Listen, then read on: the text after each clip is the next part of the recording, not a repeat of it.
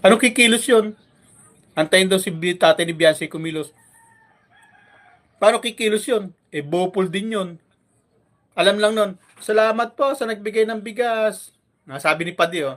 Sino po nagbigay? Salamat po sa nagbigay ng bakod. Salamat po sa nagbigay ng sino nga yon? Salamat po sa nagbigay ng pintuan.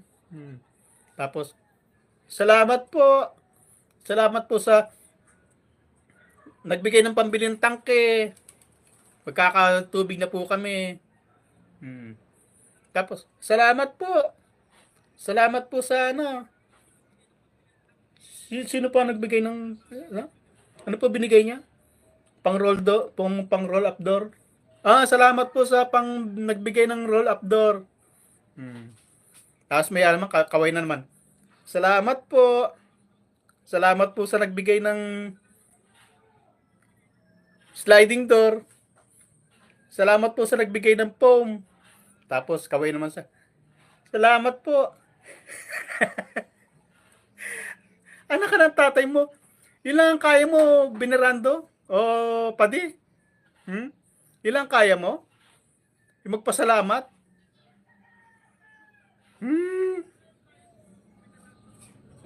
Ano?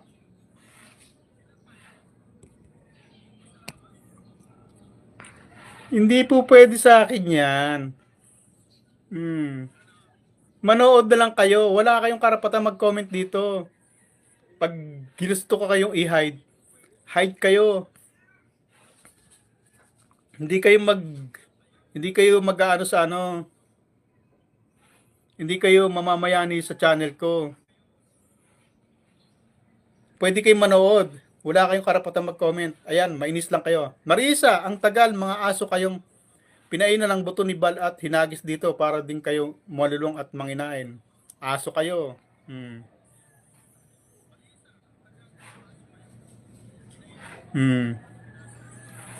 Ano na, nasa na kayo? Naka-hide. Makinig na lang kayo. Ano, mga bopol. Gusto nyo maghari-harian sa channel ni Federico.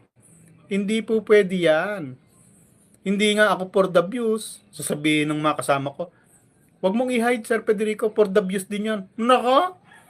Hindi naman ako for the views. Kita mo, ang viewers ko 500 na, ang thumbs ako 15. Puro marites yung mga nanonood sa akin eh. Puro mga kalingap din yan eh.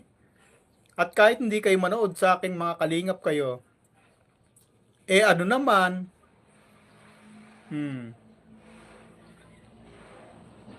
go, go, go, Sir Ped, banatan ng mga maso. Talaga babanata kayo. At ano yung malapit na? Sino lalakad? Si Venerando? Ano kaso ko? Sige nga. At kung may kaso ko, galingan ninyo. At balagoon kayo sa akin.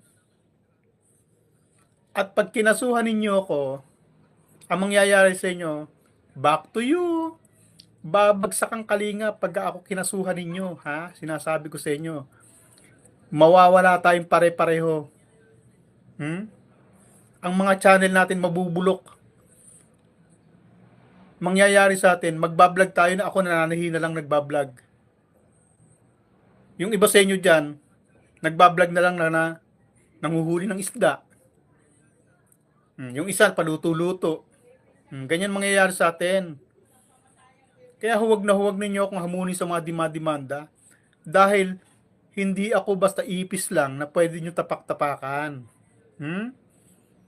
Tao yung babanggain ninyo. Tao yung ididemanda ninyo. At pag dinimanda nyo ako, kaya kong lumaban. At pag lumaban ako, sino apektado? Ang laki-laki yung foundation. Ano ako?